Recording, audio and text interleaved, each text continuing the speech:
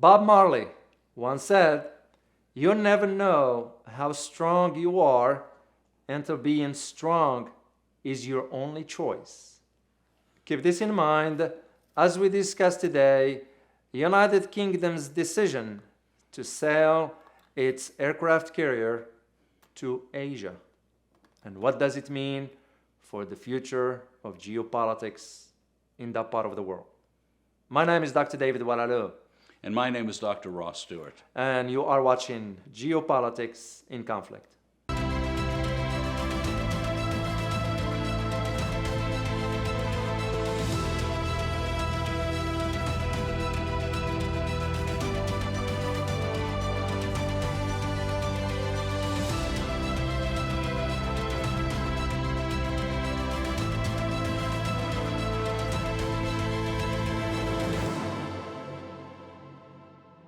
We'd like to thank you for watching, and we'd like to thank you for subscribing.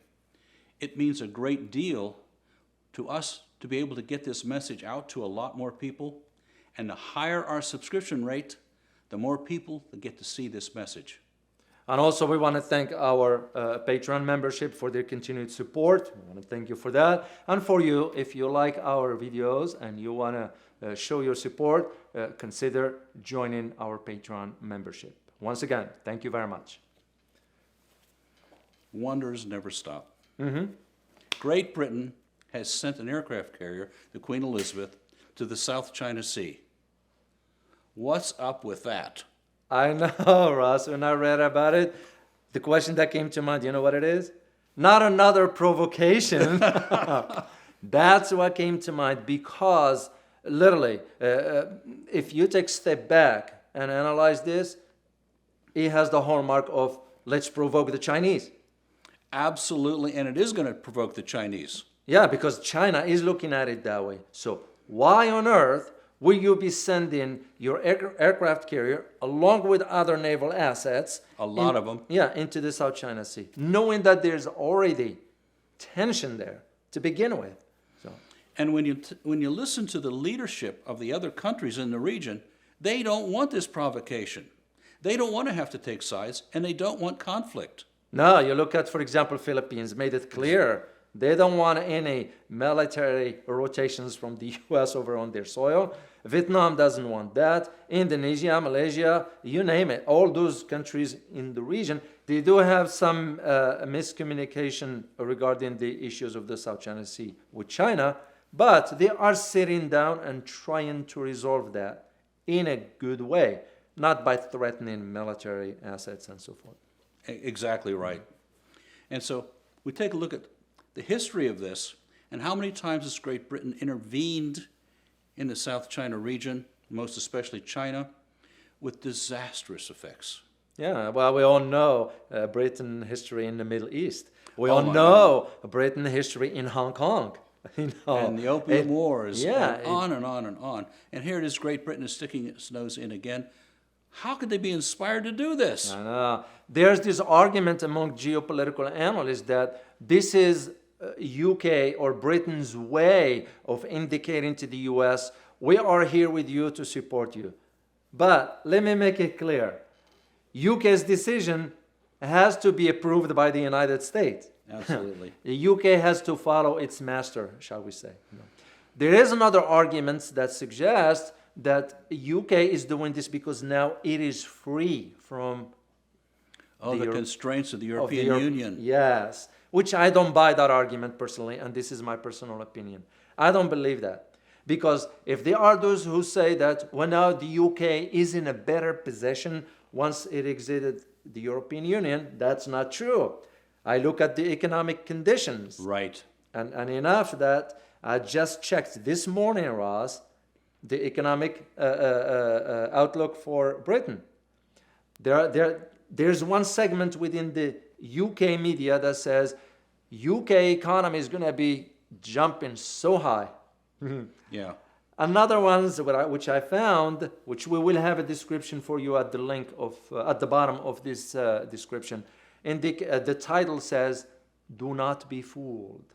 That was an article written by Larry Elliott He wrote that article. So the idea of those who argue that, well, the UK wants to join the European, the Western countries in Europe to support the United States tactics when it comes down to pressing China, the big issue with all this, not an issue, but the concern that I have has to do with one particular aspect.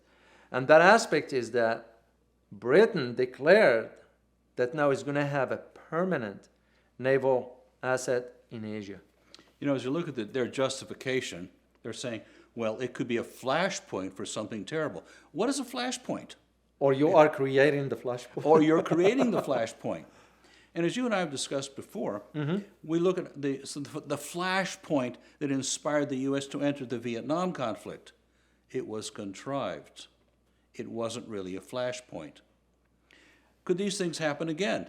Of course they could. Yeah. Or it could be an accident. Yeah, and this is where history comes in. Right. Should we learn from the lessons of history? We should. And not repeat it again? Because this is where I see it going.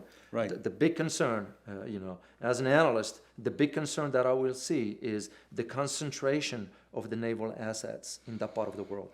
One miscalculation, Ross, it will lead to an outcome that we do not want to even entertain. Because that's where I see it going. An unparalleled tragedy. Yeah. I mean, we saw what happened with the Black Sea when the Britain sent its destroyer into the Russian waters. Yeah, Wales, and we saw that how... was a frightening kind of event, actually. Yeah. And the Russia responded so strongly and said, here's the line, you crossed it. Yeah. And this is going to be the same for China. And because here's the thing, if China doesn't react to this, it's going to pave the way for more provocations.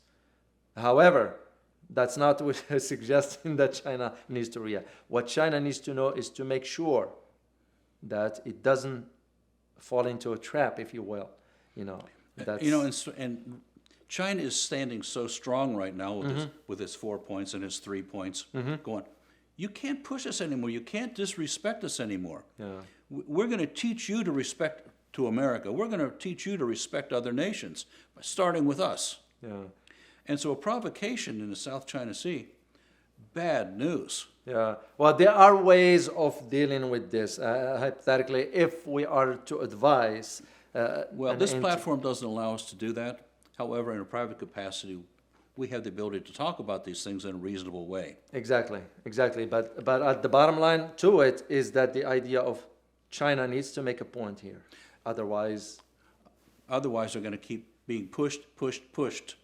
Well, I think they've been pushed quite enough. Yeah, I think they reached that point. Wang Yi has certainly been very clear about, here's the line, go ahead and cross it, see what happens. Yeah, and this is what I see. I think the UK is thinking that, oh no, the Chinese is not going to react or not going to do whatever. I don't think so. China will react. In what capacity, I do not know. But I am certain they will react to this because to them, this is an open provocation. I mean, you send in an aircraft carrier to the water. Yeah. Yeah, that's, to me, it's a... the bottom line question for me is, how on earth does sending the Queen Elizabeth to the South China Sea serve the people of Great Britain? Yeah, I don't see any of that. Who's it serving? I don't see any of that. And this is where the Prime Minister Boris Johnson was arguing that the reason we're doing this is to promote democracy and the rule of law. Come on, we started to use the word democracy so loosely to the point that it's lost its value. I mean... And we look historically at Great Britain's behavior, India, Hong Kong, China, the Opium Wars, and more. Africa. And all over Africa. Yeah. We're saying these people have no room to talk about democracy. No, they don't. Or fair play, or even honesty. Yeah. And they are not now in a position to, because they don't hold any value in the world as far as, world powers. How often do you hear about Britain when it comes down to world powers? You don't. Yeah, you don't hear much. I mean, it's a fact, it's reality. And given where their economy is going right now, they have a lot of issues internally to deal with than be worrying about sending a ship or... You take a look at the long list of internal issues that they've got. Scotland, Ireland, Wales. I know. I mean, you because- look at all this and going, they need to pay attention to some other things here. Yeah, and I won't be surprised if those countries will say, hey, we don't want to be associated with you anymore. There's major portions of those populations are already I saying think that, so. and loudly. I think so. And maybe it is time for that. That's just my personal opinion. Yeah, we have a lot of data to back that up as Yeah, well. yeah. Maybe that will be the case for all that. Well, what would you say is the takeaway for our viewers on the Queen Elizabeth aircraft carrier in the South China Sea with a flotilla of other warships? Well, there are two main points. Two main points that I'd like you to know. One is this is almost a direct provocation. Two is why should we be dragged into all this? Because believe it or not, if Britain gets involved in that, we're going to be dragged into this conflict. Do we need another conflict? We have enough issues here at home for us as Americans. We don't care what the Britons does. Right. It's their prerogative. They can do whatever. But we should not. As a citizen, I will express my opinion in that I don't want my country to be dragged into another conflict, let alone against China. So Tragedy upon tragedy if that occurs. it will be. Let's hope not. Oh, yeah. Don't forget to like, share, and mostly subscribe to our channel. These subscriptions mean a great deal to us in terms of being able to get our message out to a much wider audience. Thank you for watching. And as always, stay informed. Till next time. Bye-bye.